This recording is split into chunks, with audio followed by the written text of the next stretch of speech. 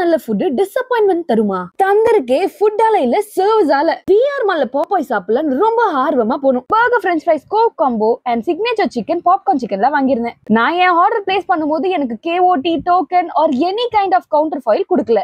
நம்ம ஆர்டர் கொடுக்கும் போது தான் பில்லையுமே கொடுத்தாங்க.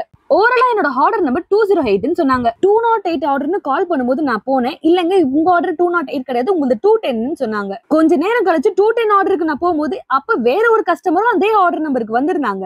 அப்போ அகைன் ஒரு 10 மினிட்ஸ்ல செக் பண்ணி பார்த்துட்டு உங்க நம்பர் 208 சொல்றாங்க.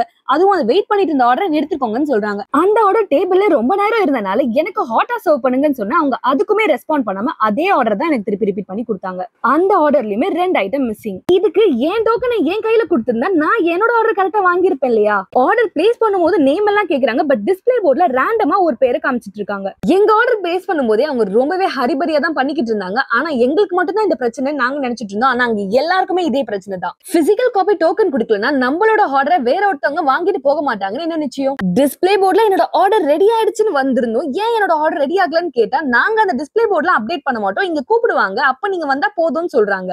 இவ்வளவு நாய்ஸியான ஸ்பேஸ்ல அவங்க கூப்பிடுற சவுண்ட் எப்படி கஸ்டமரை ரீச் பண்ணணும்னு அவங்க நினைக்கிறாங்கன்னு எனக்கு சுத்தமா தெரியல. இஃப் சப்போஸ் நான் பிசிக்கலி சேலஞ்ச் பீப்புளா இருக்கேன், எனக்கு காதே கேட்காதுன்னா இவங்க கூப்பிடுற சவுண்ட் என்ன எப்படி ரீச் பண்ணும்? இதுக்காக நான் வீட்ல இருக்க முடியுமா? நான் சாப்பிட வெளியே வரவே கூடாதா?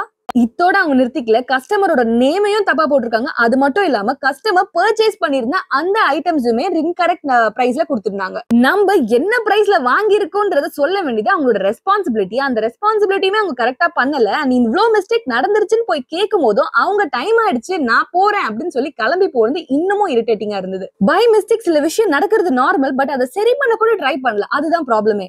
என்னதான் இன்டர்நேஷனல் ஸ்டாண்டர்ட் கம்பெனியா இருந்தாலும் அங்க ஒர்க் பண்றவங்க எல்லாருமே இந்தியன்ஸ். அண்ட் அவங்க பண்ற மிஸ்டேக்ஸ் எல்லாமே நம்மளோட ரெபுடேஷன், இந்தியாவோட ரெபுடேஷன் தான் போகுது. ஒரு சில பேருக்கு இந்த விஷயம் பார்த்தா ரொம்பவே சின்ன விஷயமா தெரியலாம், பட் நல்லாவே அப்சர்வ் பண்ணி பாத்தீங்கன்னா ஒருத்தரோட டைம் இன்னொருத்தர் வேஸ்ட் பண்றதுக்கு யாருமே எந்த ரைட்ஸும் கொடுக்கவே இல்ல.